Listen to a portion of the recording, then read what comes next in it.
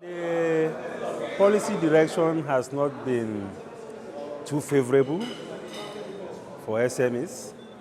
Of course, there has been some positives and there have been some downsides. In the area of positives, there have been some efforts in the area of funding for SMEs, some initiatives.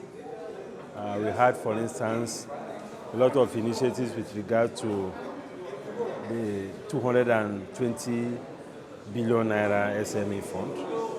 We have had some initiatives to support the microfinance banks, to support the cooperatives, and so on and so forth.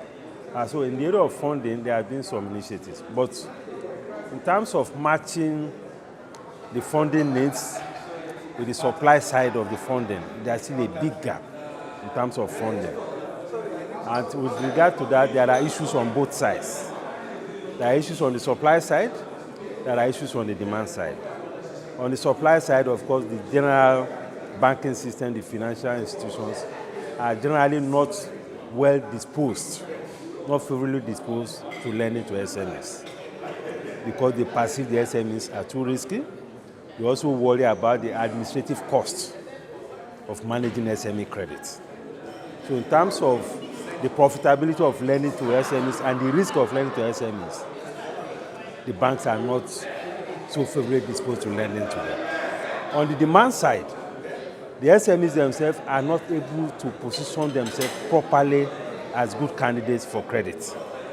Many of them don't keep books, they don't have audited accounts, they don't keep record of their transactions. So that, and many of them also don't have collateral. So that also is a very big issue for the SME in the area of funding. But the bigger issue for all of them has to do with the quality of the investment environment, the quality of the business environment, the high cost of doing business. These are, of course, the bigger issues for them. They worry about power, they spend a lot of money on power. Many of them have been sent out of business. The mortality rate is very high because of the power issue across all sectors, whether industry, services, and so on. Many of them have serious issues with power. They have serious issues with logistics, cost of transportation. They have issues with the regulatory agencies. They have serious issues with the ports. They have issues with even the traffic people. So all this contributes to the challenge of high cost of doing business, which has also affected their productivity, that has affected their sustainability. So these are the issues that the businesses, the SMEs face, at least in the last 4 or 5 years. Well, the SMEs all along historically have been very critical to development. Because when you talk about job creation, income redistribution, promoting linkages, promoting inclusiveness of the economy, you can only achieve that through support for SMEs. So in terms of the developmental significance of SMEs, no one is disputing that. And what the new administration needs to do is to look again into how to unlock credit access for SMEs. Possibly get the banks to be more tolerant, to be more accommodating, to increase their risk threshold in order to accommodate the SMEs, to look at how they can fast track the issue of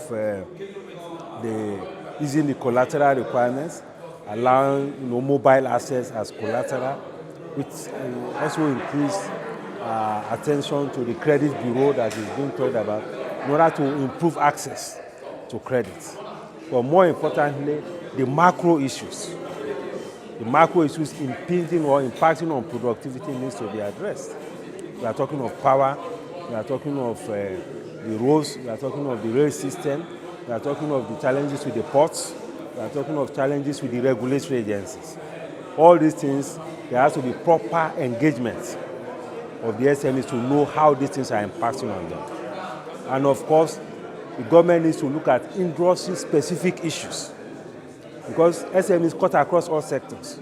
So we need to engage those in ICT, those in manufacturing, those in agriculture, those in the educational sector, those in health sector, in order to be able to address industry-specific issues. I think that is the way to go. Well, data is very important for planning because if you plan without facts, you are not planning. You need facts to plan. And the quality of data that you have will determine the quality of your planning, the quality of your policy, and the totality of the quality of economic governance. So data is very critical, and in that context, there is need to support and improve the capacity of the National Bureau of Statistics. Because right now they have serious capacity issues. That is why some of their data sometimes have integrity problems.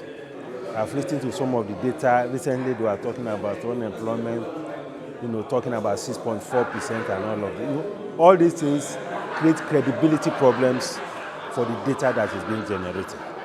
So we need to support the National Bureau of Statistics through resource provision, through generally improving their capacity. But clearly they have capacity constraints. Because if you look at the number of samples through which they generate some of this data, we begin to question the quality of the data that they are generating. Well, the key sectors, of course, agric is number one. And you can't develop agric in isolation. You have to develop agric in conjunction with industry in order to generate the linkages between industry and agric. You can also not develop agric if you don't develop transportation in order to create access to markets.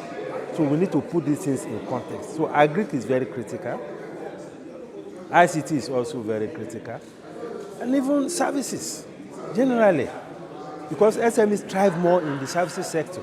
And if you look at the trend, even globally, the services sector generates more employment than many other sectors. So I think these are the areas to look at.